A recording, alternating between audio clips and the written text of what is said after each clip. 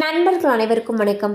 இன்னைக்கு நம்ம இந்த வீடியோல தமிழகத்தில் மகளிர் உரிமை தொகை ரூபாய் 1000 தொடர்பாக புதிய தகவல் ஒன்று வெளியாகி இருக்கு. அதை பத்தி தான் இப்ப நம்ம பார்க்க போறோம். தமிழகத்தில் கலைஞர் மகளிர் உரிமை தொகை திட்டத்தின் கீழ் குடும்ப தலைவிகளுக்கு மாதந்தோறும் 1000 ரூபாய் வழங்கும் திட்டமானது கடந்த ஆண்டு செப்டம்பர் மாதம் தொடங்கப்பட்டது. இதனைத் தொடர்ந்து ஒவ்வொரு மாதமும் 15ஆம் தேதி குடும்ப தலைவிகளுடைய வங்கி கணக்கில் 1000 ரூபாய் வரவு வைக்கப்பட்டு வருகிறது. இதனால் ஏராளமான பெண்கள் பயனடைந்து வருகிறார்கள். இந்நிலையில் மகளிர் உரிமை தொகை கிடைக்காதவர்கள் விண்ணப்பத்தை பூர்த்தி செய்து கோட்டாட்சியரிடம் நேரில் வழங்கலாம் என்று கூறி ஒரு விண்ணப்ப படிவம் சமூக வலைதளங்களில் வேகமாக பரவுகிறது.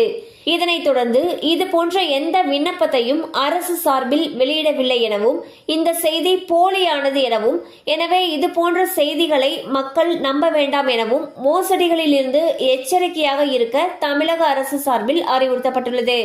பாத்தீங்கன்னா கடந்த சில தினங்களாக மகளிர் உரிமை தொகை கிடைக்காதவர்கள் இந்த விண்ணப்பத்தை பூர்த்தி செய்து கோட்டாட்சியரிடம் நேரில் வழங்கலாம் என்று ஒரு விண்ணப்ப படிவமானது சமூக வலைதளங்கள்ல வேகமா பரவி வருவதாக தகவல்கள் தெரிவிக்கின்றன.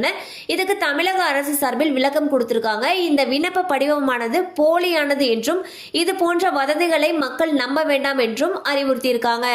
மேலும் மகளிர் உரிமை தொகை கிடைக்க பெறாதவர்கள் உங்களுக்கு அருகில் இருக்கக்கூடிய இ-சேவை மையத்தில் போயிட்டு தான் மேல்முறையீடு செய்ய முடியும்.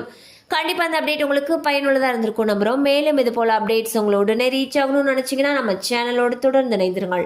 Thank you for